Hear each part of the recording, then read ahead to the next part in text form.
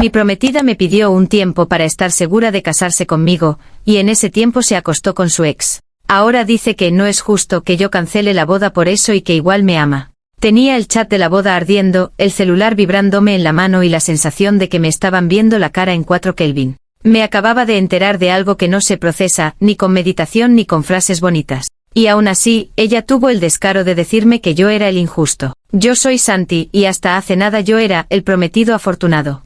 Con Valeria llevábamos 3 años de relación, una de esas que por fuera se ven ordenadas, fotos en familia, planes a futuro, y esa tranquilidad que uno presume porque siente que ya ganó en la vida. Valeria siempre fue intensa, pero de esas intensas que te venden como pasión, como autenticidad. Si se enojaba, era porque sentía mucho, si lloraba, era porque era honesta. Y yo sinceramente caí redondo en esa narrativa. Nos conocimos por amigos en común y desde el inicio ella tuvo esa habilidad rara de convertir cualquier discusión en una lección. No era solo discutir, era dar cátedra. Si yo decía algo ella no respondía, ella evaluaba mi postura, me explicaba por qué mi visión era limitada y luego remataba con una frase como si me estuviera haciendo un favor. En el momento suena como alguien muy segura de sí misma, pero con el tiempo te das cuenta de que es un sistema perfecto para nunca pedir perdón. Aún así, la relación funcionaba porque yo me movía con calma. Yo soy más de rutina, de planes, de construir con paciencia. Me gusta sentir que mi vida tiene estructura, y con ella sentía que aunque había torbellinos, había un norte. Y como ella también hablaba mucho de futuro, de familia, de proyecto de vida, yo me convencí de que sus explosiones eran solo parte del paquete. Cuando le propuse matrimonio, lloró, gritó, llamó a media ciudad y durante 2 semanas fue la persona más dulce del planeta. Esa Valeria enamorada era adictiva. Te decía que era su hogar, que por fin se sentía segura, que contigo sí se quería quedar. Y yo honestamente me lo creí con una fe que ahora me da vergüenza admitir. Empezamos a planear la boda como locos, salón, lista de invitados, menú, música, invitaciones impresas y repartidas. 3 meses, todo encaminado, todo ya está. Por eso lo que pasó después me pegó como un golpe seco. Hace un mes, sin aviso previo, Valeria me pidió un tiempo. No terminó conmigo, no me dijo no me caso, no propuso terapia de pareja ni nada de eso. Me dijo que necesitaba espacio para procesar el miedo al compromiso, que quería estar 100% segura, que no era justo casarse con dudas. Me lo vendió como algo maduro, responsable, casi espiritual.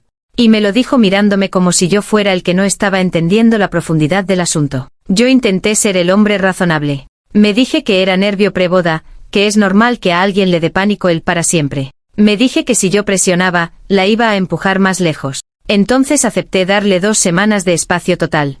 2 semanas sin vernos, sin dormir juntos, sin ¿dónde estás? Me lo tragué completo porque en mi cabeza, yo estaba protegiendo la relación, siendo el adulto, siendo el que no arma un drama. Los primeros días fueron raros pero manejables. Yo me enfoqué en el trabajo, en el gimnasio, en no parecer desesperado. Ella al inicio mandaba mensajes sueltos, que estaba pensando, que estaba llorando, que estaba sintiendo. Todo muy vago, todo muy estoy en proceso. Lo suficiente para mantenerme agarrado, pero sin darme nada concreto. Y yo como idiota funcional, lo interpreté como señal de que me amaba, solo estaba confundida. El quiebre absoluto vino por una tontería tecnológica. Valeria tiene Instagram como si fuera un órgano vital, y en particular usaba la lista de mejores amigos para subir cosas más íntimas. Un día, en pleno almuerzo, me metí por inercia a ver historias y me apareció una que me dejó frío. Era una foto de ella en una cama, con una sonrisa demasiado relajada, y se veía claramente el brazo de un tipo al lado. No era una foto inocente, no era con amigos. Era una cama, era comodidad, era intimidad. Y el tipo era Javier, su ex. Lo peor no fue solo verlo. Lo peor fue darme cuenta de que ella lo subió creyendo que yo no lo vería, pero se le olvidó ocultármelo. Ese detalle me hizo sentir algo bien específico, no fue un accidente del corazón, fue un descuido logístico. Como si yo fuera un obstáculo a gestionar, no una persona. Me temblaron las manos de la rabia, pero al mismo tiempo sentí una calma horrible, porque todo encajó. Ese tiempo no era para pensar, era para probar. La llamé y le pedí que habláramos. No le grité, no le hice un show. Solo le dije que necesitaba una explicación, porque yo había aceptado el espacio con una condición implícita, respeto. Ella llegó con un aire defensivo, como si yo estuviera invadiendo su privacidad. Y cuando le mencioné la foto, yo esperaba el mínimo gesto humano, vergüenza, la cagué, algo. Pero no. Valeria se puso en modo tribunal. Me soltó una cátedra de indignación moral como si yo hubiera cometido el pecado. Me dijo que yo era cerrado, que yo no entendía lo que significa procesar, que una pausa técnica anula cualquier código de fidelidad porque, según ella, no estábamos en relación durante esa pausa. Me habló de libertad, de exploración, de que el compromiso no se firma con miedo. Y el remate fue su mirada de víctima ofendida, como si mi reacción fuera un acto de violencia contra su crecimiento. Ahí entendí el personaje completo. Valeria no estaba justificando un error, estaba construyendo un sistema donde ella siempre es la buena. Si ella hace algo, es sanación. Si yo reacciono, es machismo. Si ella rompe, es valentía. Si yo me voy, es crueldad. Y mientras hablaba, yo veía clarito que para ella el tiempo era un vale por todo, pero con el beneficio de volver a mí si el experimento no le gustaba. Yo no la interrumpí mucho. La dejé desahogarse porque hay algo poderoso en dejar que alguien se escuche a sí mismo. Cuando terminó, yo hice mi primera medida, y fue exactamente lo que no esperaba. Le dije que tenía razón. Le dije que quizá yo estaba siendo rígido. Le dije que tal vez necesitábamos una filosofía más transparente antes de decidir qué hacer con la boda. Vi cómo se le relajaron los hombros, como si hubiera ganado. Vi esa satisfacción chiquita de la gente que no busca resolver, busca imponerse. Y ahí mismo le dije que entonces debíamos anunciarlo a nuestras familias. Que si esa era nuestra nueva manera de entender la fidelidad y los límites, tenía sentido compartirlo antes de hablar de banquete, de invitados y devotos. No lo dije con gritos ni amenaza directa. Lo dije suave como quien propone algo sensato. Valeria, por primera vez en toda la conversación, se quedó callada. Porque su moral es valiente cuando es privada, pero le da alergia cuando es pública. Almohadilla comentarios de la historia principal. Usuario Anónimo 1 dice, la pausa técnica es el invento más descarado del siglo. A ver si esa pausa también incluye dejar de pagar la renta, o eso sí tiene que ser monogamia financiera y puntualidad bancaria. Respuesta de OP, según Valeria, el dinero no necesita encontrarse a sí mismo. Sus sentimientos sí, pero mi cuenta no. Ahí no hay filosofía, ahí hay conveniencia. Usuario Anónimo 2 dice, olvidó ocultarte la foto porque en el fondo quería que lo supieras. Eso es manipulación de manual. Te suelta la bomba, luego te vende la narrativa, y si tú perdonas, ella queda libre de culpa y encima evolucionada. Respuesta de OP, yo lo vi igual. Fue un error táctico disfrazado de espiritualidad y me dejó una pista perfecta. Si ella cree que la transparencia solo funciona cuando le conviene, va a descubrir lo dolorosa que es cuando va en doble vía. Almohadilla actualización 1. Ha pasado una semana desde que acepté ser evolucionado. Al inicio Valeria actuó como si hubiéramos tenido una conversación hermosa y profunda, como si su versión del mundo ya se hubiera impuesto y yo solo tuviera que adaptarme. Me escribía mensajes cariñosos, me mandaba memes de parejas modernas, y hasta me decía que admiraba mi madurez por entenderla. Yo le seguí el ritmo sin discutirle mucho porque mi objetivo no era convencerla, era dejarla hablar y recoger cada detalle de su propia lógica. Mientras más cómoda se sentía, más se exponía. Todo iba bien en ese sentido hasta que Valeria decidió que la modernidad también tenía tarifa. Me llamó con una voz dulce casi de niña, para decirme que ya que estábamos bien, lo correcto era que yo pagara la última cuota del vestido de novia. Era una fortuna y encima lo dijo como si fuera obvio, como si la prenda no estuviera atada a una boda que ella misma puso en pausa. Cuando le pregunté por qué yo debía asumir eso en medio de un tiempo, me dijo que no mezcle las cosas, que el vestido era un símbolo y que yo debía demostrar seguridad. O sea, me pedía inversión sin garantía y lo llamaba amor. Yo le dije que lo iba a pensar. No le dije no, no le dije sí, solo lo dejé flotando. Porque con Valeria, cuando uno se opone de frente, ella convierte el no en el centro del universo. En cambio, cuando uno deja que ella misma se contradiga en público, se le cae la máscara sola. Y por suerte ella misma decidió poner el escenario. El caos subió de nivel en lo social cuando Valeria publicó en el chat grupal de la boda un mensaje larguísimo. Era ese grupo donde están mis papás, sus papás, tías, primos, amigos cercanos y hasta una de esas madrinas que solo aparece para opinar. Valeria escribió que nuestro tiempo nos había fortalecido, que estábamos más conectados que nunca y que ahora éramos una pareja, más allá de las etiquetas tradicionales. Yo leí eso y sentí la mezcla más rara, risa y rabia. Porque lo que ella estaba haciendo era vender la crisis como una tendencia, y encima convertir a la familia en público de su show. La parte más descarada fue que lo escribió como si fuera un acuerdo mutuo. No dijo yo pedí un tiempo, dijo este proceso nos hizo crecer. No dijo hubo límites, dijo más allá de etiquetas. Estaba preparando el terreno para que si alguien preguntaba, la explicación ya viniera empaquetada con moral. Y ahí fue cuando me acordé de la foto. La foto que según su filosofía, no debía ser problema. La foto que, según ella, era parte de su exploración. Mi reacción fue responder en el mismo grupo con una captura. No con un insulto, no con un texto agresivo, solo con la imagen y un comentario sencillo, casi admirativo, de esos que parecen inocentes pero cortan. Dije que admiraba su valentía por practicar la poliamoría de prueba antes del matrimonio y que era inspirador ver cómo se tomaba en serio su búsqueda interior. Esas palabras fueron mi empujoncito perfecto porque usé exactamente su vocabulario, su marco moral, su propio cuento. Solo que lo puse donde duele, frente a su audiencia real. El efecto inmediato fue un incendio digital. En segundos empezaron las preguntas, los signos de interrogación, los audios de tías indignadas y el clásico ¿quién es ese? Mi mamá preguntó si eso era una broma. Un primo mío se soltó con un chiste que no ayudó en nada. Las tías de Valeria, las mismas que se creen detectives, empezaron a conectar nombres, fechas y hasta ubicaciones. Fue una mezcla de novela y juicio público, todo en el mismo chat. Y yo no tuve que inventar nada, solo abrí la ventana. La complicación surgió cuando Valeria me llamó histérica, con esa voz que no es llanto real sino rabia maquillada de herida. Me dijo que yo había traicionado su vulnerabilidad, que como se me ocurría exponer algo así, que yo era cruel y que mi tono sarcástico era el verdadero problema de nuestra relación. Lo dijo como si la foto fuera un secreto sagrado y mi error fuera mostrarlo, no que existiera. Otra vez indignación por las consecuencias, no por el acto. Yo me ajusté con calma, porque si uno se altera con Valeria, ella te usa eso como prueba de que tú eres el monstruo. Le dije que solo estaba siguiendo su ejemplo de honestidad radical. Le dije que si el amor todo lo puede, el grupo de WhatsApp también debería poder con la verdad. Le recordé que ella misma habló de etiquetas tradicionales, así que yo asumí que ahora todo era transparente. Ella gritó que no era lo mismo, que la familia no tenía por qué enterarse. Y ahí sin querer, admitió que su moral era una actuación selectiva. Ella intentó voltearlo diciendo que yo era inseguro, que yo estaba castigándola por ser libre. Yo le respondí que nadie castiga la libertad, pero que la libertad viene con consecuencias y con coherencia. Que si ella quería un mundo sin códigos de fidelidad, perfecto, pero entonces no podía exigir un mundo con códigos de respeto privado cuando la verdad la deja mal. Y en ese punto lo que más le dolió no fue lo que dije, fue que lo dije sin temblar. El cierre de este episodio fue ella bloqueándome del chat grupal. Literalmente me sacó del grupo como si eso borrara la captura de los teléfonos de todos. Fue un movimiento desesperado, de control, de si no te veo no existe. Pero ya era tarde. La conversación ya estaba en modo incendio y su papá, que casi nunca habla, lanzó la pregunta más devastadora de todas con una calma brutal, si Javier también estaba invitado a la cena de ensayo. Yo no respondí. Ni hacía falta.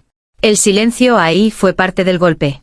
Y mientras yo miraba mi pantalla con el mensaje de «Ya no puedes enviar mensajes a este grupo», sentí una paz rara. No porque me guste el caos, sino porque por fin dejé de cargar yo solo con la culpa imaginaria que ella me quería poner.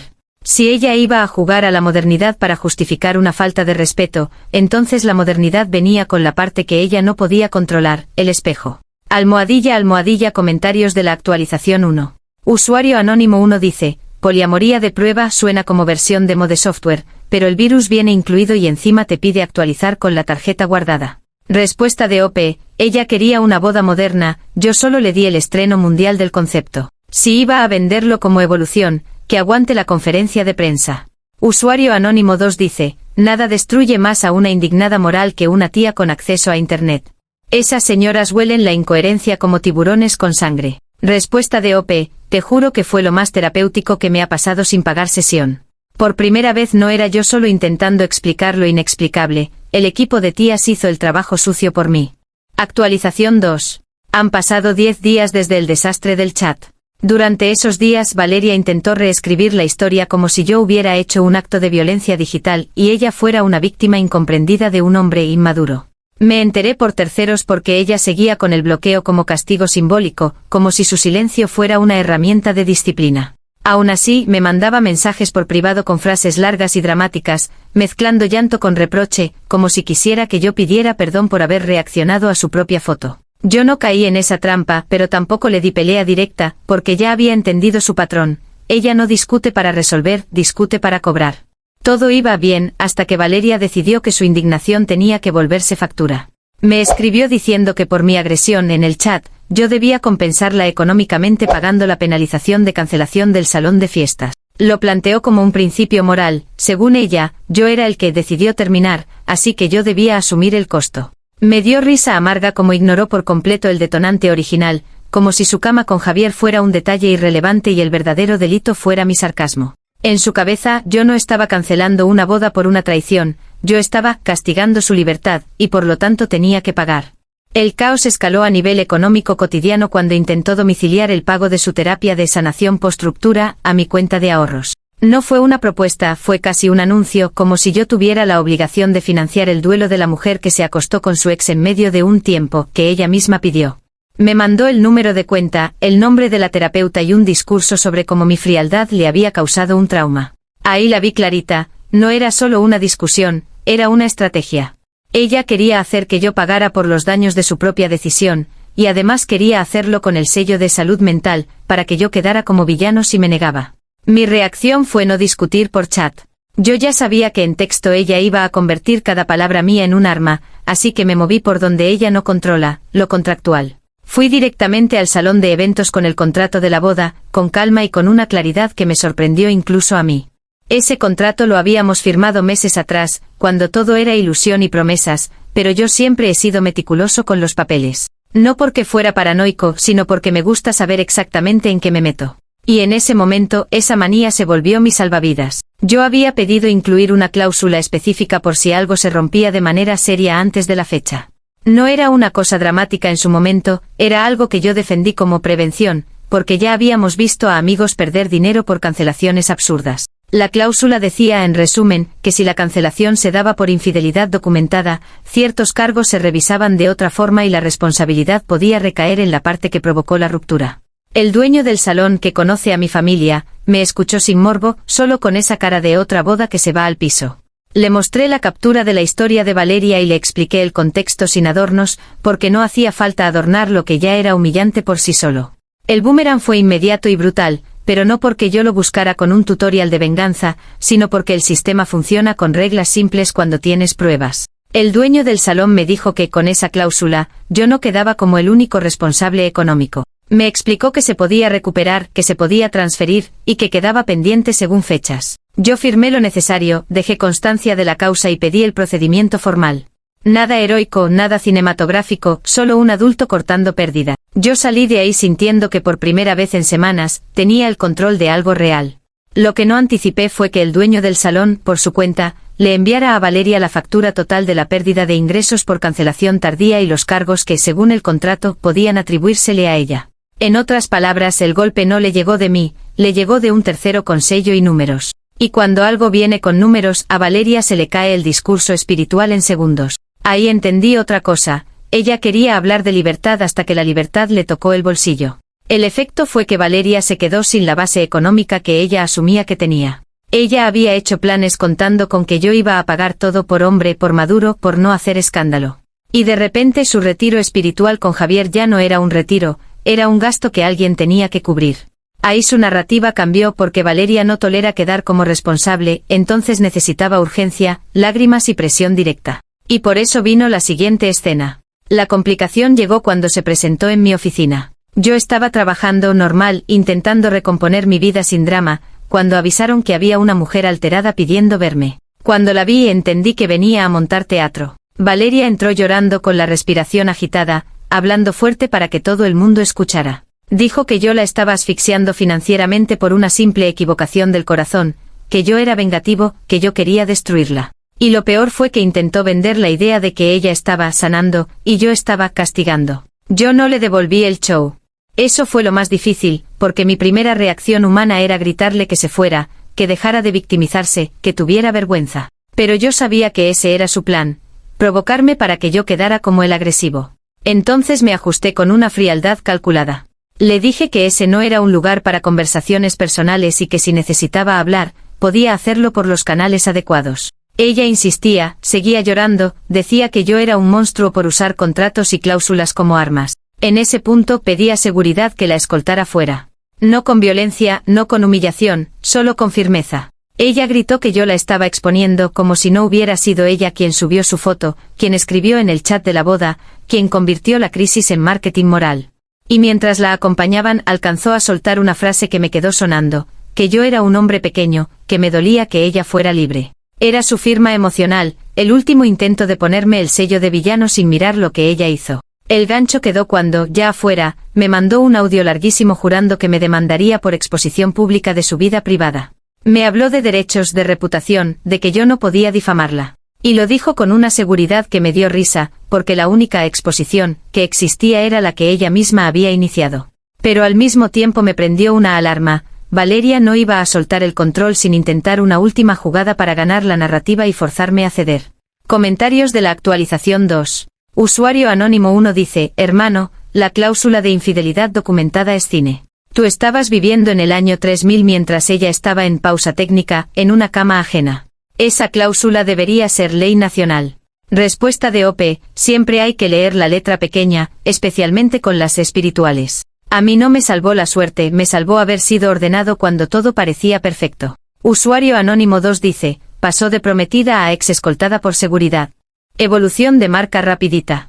Y encima quería que le pagues la terapia post-engaño como si tú fueras el causante del trauma. Respuesta de OP, lo tomé como un trámite necesario para mi paz. Si yo la dejaba hacer show en mi trabajo, después lo iba a usar como historia oficial.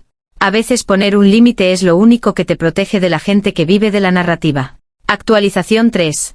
Han pasado 3 semanas desde la escena en mi oficina. Después de ese día, yo me dediqué a cerrar lo que se pudiera cerrar y a no darle más combustible a Valeria. Me enfoqué en recuperar parte del dinero del banquete, en reorganizar mis cosas y en avisarle a los más cercanos que la boda no iba. No hice un comunicado épico, no me interesaba ganar un aplauso, me interesaba dormir tranquilo. Pero Valeria no estaba buscando tranquilidad, estaba buscando un final donde ella quedara como heroína incomprendida, y por eso vino con su último intento de ganar. Todo iba bien, hasta que Valeria decidió que necesitaba demostrar que su amor era real. Me enteré de que intentó volver con Javier de forma oficial, como para mostrarle a su familia y a la mía que lo suyo no había sido un error, sino un destino. Era su manera de decir, ven, yo no fui infiel, yo fui valiente. Me imaginé la escena completa, ella vendiendo su traición como autenticidad, esperando que la gente se trague la narrativa porque suena moderna. Lo que no contaba es que Javier no era un personaje de su guión, era un tipo con intereses propios. El boomerang final la golpeó de frente cuando Javier, al ver que Valeria ya no tenía el presupuesto de la boda ni mi respaldo financiero, decidió que él también necesitaba un tiempo. Fue casi poético porque le devolvió su propia frase con la misma frialdad. De repente la mujer que predicaba libertad se encontró con la libertad aplicada contra ella. Y ahí se le acabó la filosofía. Porque una cosa es explorar cuando tienes red de seguridad y otra cosa es explorar cuando te quedas sin piso. La justicia poética ocurrió cuando Valeria me envió un audio de 10 minutos, entre sollozos, diciendo que no era justo que Javier la dejara ahora que ella lo había sacrificado todo por ser honesta conmigo. Ese audio fue el resumen perfecto de quién era ella. No hablaba de amor, hablaba de inversión perdida. No lloraba por Javier, lloraba porque la jugada no le salió. Y lo más irónico fue que mientras se quejaba de la injusticia, estaba describiendo exactamente lo que ella me hizo a mí, solo que ahora ella era la afectada. La consecuencia devastadora vino por el lado de su familia. Después del escándalo del chat, de la factura del salón y de los gastos del vestido, su familia ya estaba harta. Ya no era solo un problema de pareja, era un hoyo económico y una vergüenza social que les caía a ellos también.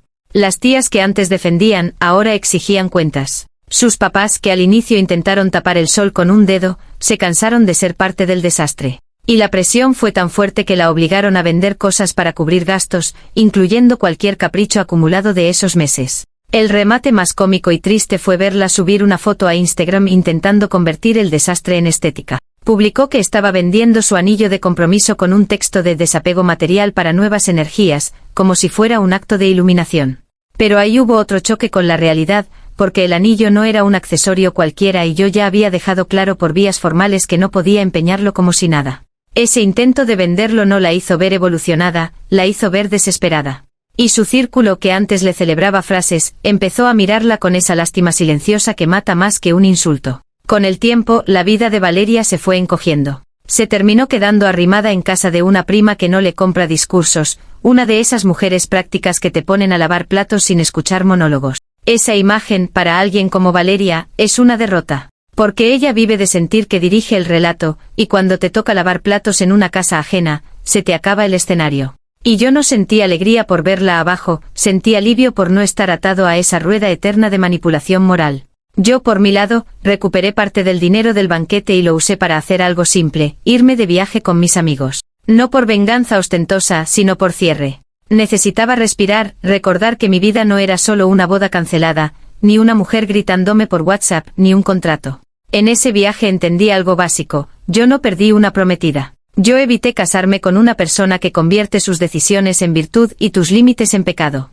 Y el cierre definitivo fue aceptar que su amor siempre venía con condiciones. Me amaba mientras yo financiara, callara, entendiera, y aplaudiera su crecimiento. En el momento en que yo puse un límite real, ella me convirtió en enemigo. Ese es el tipo de amor que se siente intenso, pero no es amor, es control con perfume. Al final, se lo buscó por creer que podía usar la moral como escudo para su falta de respeto, y que yo iba a quedarme ahí por miedo al que dirán. Comentarios de la actualización 3. Usuario Anónimo 1 dice: eso no es desapego, eso es ya no me queda nada y tengo que venderlo. Antes quería la dote, ahora le dice energías para que no se note la desesperación.